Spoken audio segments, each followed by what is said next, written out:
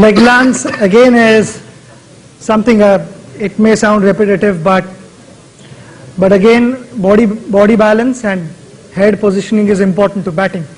Without that nothing happens. And earlier when I mentioned that when you want to play leg lance, it is not that you turn your upper body. You never do this. You always wait for the ball, keep this close as possible, and during the impact, when you're meeting the ball, that's when sort of you go with the ball. That's when you open your upper body. But your lower body never opens up. It will always be there, and just the upper body opens up, and that's how you play leg lance. Reverse sweep is again a predetermined shot. Ideally one would like to use that in T20, at the most one-day format, but I don't know how effective it is in Test cricket. Sometimes the players have played that shot, especially Andy Flower has really done that magnificently and then convincingly than anyone else in the world. I would say for reverse sweep, it's a predetermined shot. Even before the ball is delivered, in your mind you've made up that this ball is going to be reverse sweep shot. So I would say that reverse sweep, you cannot have the ball on the left side of your eye.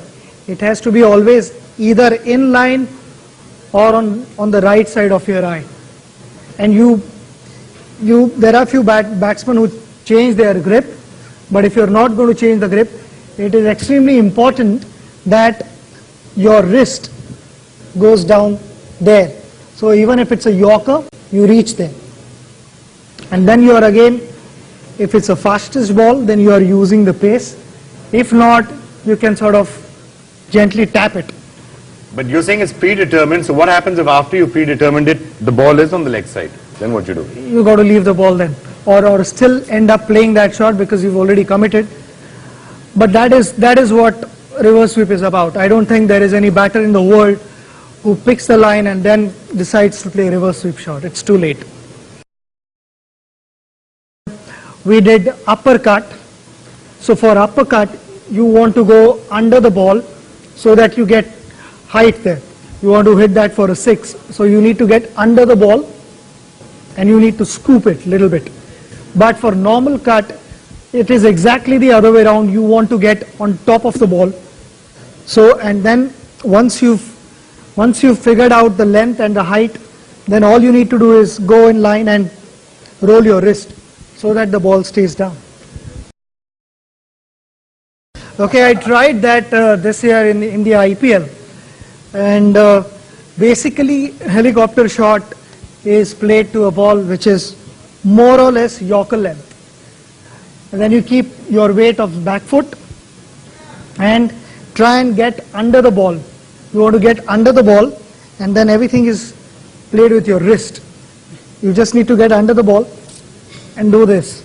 Normally you would get on top of the ball, but for helicopter shot you need to get under the ball and then with your wrist do this.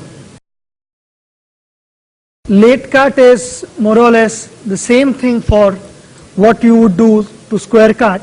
You just have to meet the ball later instead of meeting the ball there to hit towards point. Instead of meeting there, you are meeting the ball there as late as possible and not hitting the ball hard. You're basically just giving direction. If it's a short third man, then you need to decide whether you want to play finer or you want to beat the fielder on the right side. Accordingly, you apply pressure, and it is about meeting the ball as late as possible.